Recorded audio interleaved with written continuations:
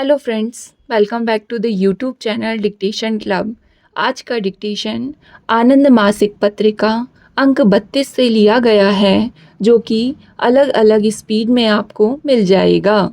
अगर आपको इसकी पीडीएफ अलग से चाहिए तो आप नीचे डिस्क्रिप्शन बॉक्स से टेलीग्राम चैनल ज्वाइन कर सकते हैं, जहां भविष्य में आने वाले डिक्टेशंस की लिंक डाल दी जाती है। साथ ही चैनल में आपको अन्य प्लेलिस्ट मिल जाएगी, जिसकी लिंक आपको डिस्क्रिप्शन बॉक्स में मिल जाएगी, जैसे रामधारी गुप्ता खंड 1, रामधारी गुप्ता खंड 2, न्यूज़पेपर डिक्टेशन, आनंद मासिक पत्रिका के विभिन्न अंक, जो कि अभी कुछ अंक कंप्लीट हो चुके हैं। इसके अलावा आउटलाइन के शॉर्ट्स भी मिल जाएंगे। तो ज़्यादा समय ना लेते हुए डिक्टेशन स्टार्ट करते हैं 5 सेकंड के बाद।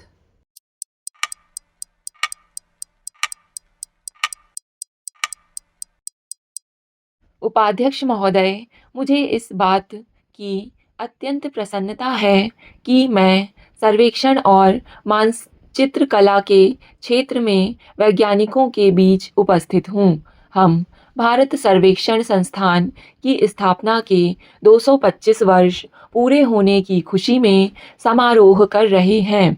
भारत सर्वेक्षण संस्थान न केवल अपने देश का सबसे पुराना सरकारी विभाग है, बल्कि अपने प्रकार की संसार भर की सबसे पुरानी संस्थाओं में से एक है। इसलिए इस अवसर पर मुझे अपने यहाँ होने पर बहुत हर्ष हो रहा है। 2.25 शताब्दियों की अवधि बहुत लंबा समय है, जिसके विविध पक्षों पर इस अद्वितीय संगठन के अटल चिन्ह अंकित हैं। भारत के सर्वेक्षण इतिहास के साथ साथ बहता है। आधुनिक विज्ञान विकास और औद्योगिक क्रांति के उत्तरार्ध काल का इतिहास। मुझे यह जानकर खुशी हुई कि भारत का सर्वेक्षण संस्थान इन उतार चढ़ाव के बावजूद जीवंत रहा है और आज यह बहुविषयक संगठन है, जिसमें विभिन्न क्षेत्र जैसे गणित शास्त्र, भौतिकी, सिविल इंजीनियरिंग, उपकरण विन्यास, फोटोग्राफी, भूकंप विज्ञान, मुद्रण और कंप्यूटर विज्ञान, दूरवर्ती बोध आदि सम्मिलित हैं। जिस परिशुद्धता से वैज्ञानिक माप लेने होते हैं, वे इस संगठन के काम को बहुत परिश्रम साध्य और सायास बना देते हैं। मुझे संतोष है कि भारत सर्वेक्षण संस्थान ने अपने नियत कार्य के उत्तरदायित्व को समुचित रूप से निभाया है और अपनी विश्वसनीयता की प्रतिष्ठा बनाए रखी है। एक दूसरे नए तकनीक का संबंध पृथ्वी के गुरुत्वाकर्षण क्षेत्र का नाप करते समय साहुल सूत्र के विक्षेपित होने से था। इस प्रकार की सफलताओं ने भारत सर्वेक्षण में एक वैज्ञानिक साहस की प्रेरणा को क्रियाशील बना दिया और मुझे विश्वास है कि यह प्रेरणा आज भी संगठन में उसी प्रकार व्याप्त है। हवाई जहाज के आविष्कार और फोटो कला की उन्नति ने सर्वेक्षण विधियों में क्रांतिकारी परिवर्तन किए हैं। आकाशीय फोटोग्राफी ने भूमि पर सर्वेक्षण को हटाना घटाना आरंभ कर दिया है। हालांकि कुछ समय तक कैमरों से लिए चित्रों से प्रतिपादित सर्वेक्षण ज्ञान की पुष्टि के लिए भूमि सर्वेक्षण की आवश्यकता बनी रहेगी। इस संदर्भ में यह खेद का विषय है कि राज्यों के कर विभाग भूमि कर सर्वेक्षण के संबंध में हुई तकनीकी प्रगति के साथ कदम व कदम नहीं चल रहे। भूकर सर्वेक्षण आज भी शताब्दी के शुरू में प्रयोग होने वाली तकनीकी को अपनाए हुए हैं। स्वतंत्रता के बाद से भारत सर्वेक्षण संस्थान को देश के विकास की मुख्य धारा में सक्रिय भूमिका निभाने का दायित्व दिया गया। इस समय शायद ही कोई ऐसी मुख्य योजना होगी जिस पर सर्वेक्षण संस्थान की मोहर ना लगी हो। देश के अनेक पंचवर्षीय योजनाओं के अंतर्गत देश की प्रगति के उद्देश्य से बड़ी संख्या में अलग अलग श्रेणियों के सर्वेक्षण हाथ में लिए गए। ये सर्वेक्षण विभिन्न क्षेत्रों में प्रयुक्त हुए, जैसे सिंचाई, पनबिजली, खदान, इस्पात और रेलवे आदि। वैज्ञानिक कार्यकलापों में भी अंत संबंधों की तेज लहर है। हिमालय की हिमसरिताओं का अध्ययन, बांधों का संचलन, भूकंपीय क्रियाएं अध्ययन कुछ उल्लेखनीय उदाहरण हैं।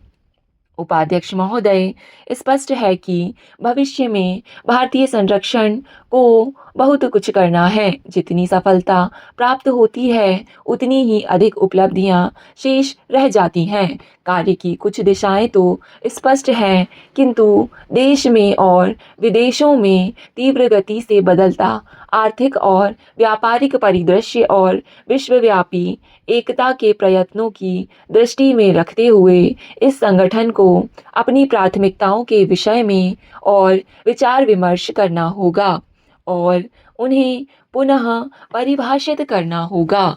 2 शताब्दियों से अधिक की लंबी अवधि में इस संगठन ने ज्ञान और अनुभवों का बड़ा भंडार एकत्रित किया है। इस समय इस संगठन को ज्ञान अर्जित करने और उसे अपने परिसीमित लक्ष्यों तक प्रयुक्त करने तक नहीं रुकना चाहिए। भारतीय सर्वेक्षण को अब अपना ज्ञान और विशेषज्ञता का परस्पर आदान प्रदान करना चाहिए। भारत में भी और विदेशों में से भी बहुत से ऐसे क्षेत्र हैं जिनमें यह प्रयत्न किया जा सकता है।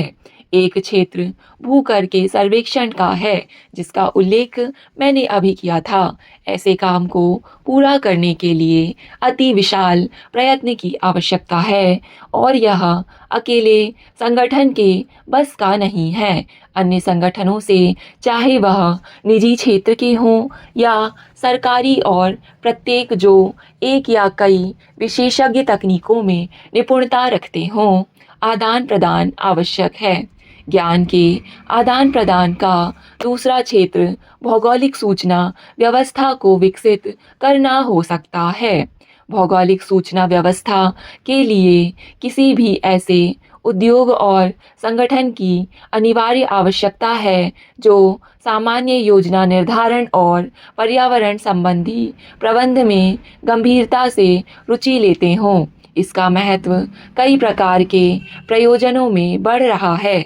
उदाहरण के लिए शहरों, स्वचालित कार, मार्ग निर्देशनों और गली सड़कों के नक्शों के उपयोगी मानचित्रण में।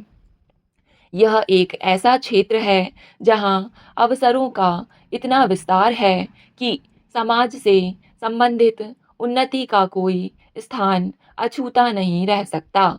आज हमारे देश में विभिन्न सर्वेक्षण ही केवल एक ऐसा संगठन है जो इस क्षेत्र में आवश्यक निपुणता रखता है।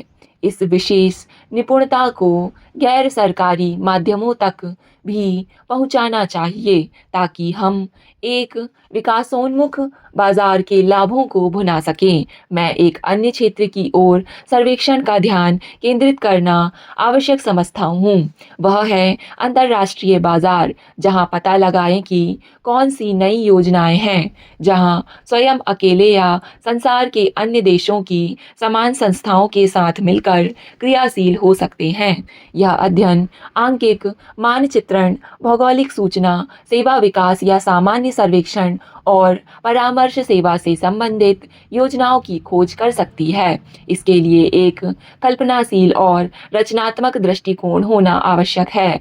मैं इस प्रकार के नए सोच को संगठन में सक्रिय रूप से देखना चाहूँगा। जैसा कि आप सब जानते हैं कि जैसे जैसे विकासशील देशों की आवश्यकताएं बढ़ेंगी और उनका विकास होगा, सब प्रकार के सर्वेक्षण की आवश्यकता भी बहुत बढ़ेगी। यह पिछले 200 वर्ष में विकसित सर्वेक्षण नहीं होगा।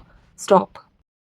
डिक्टेशन पसंद आए तो वीडियो को लाइक तथा चैनल को सब्सक्राइब ज़रूर करें। धन्यवाद।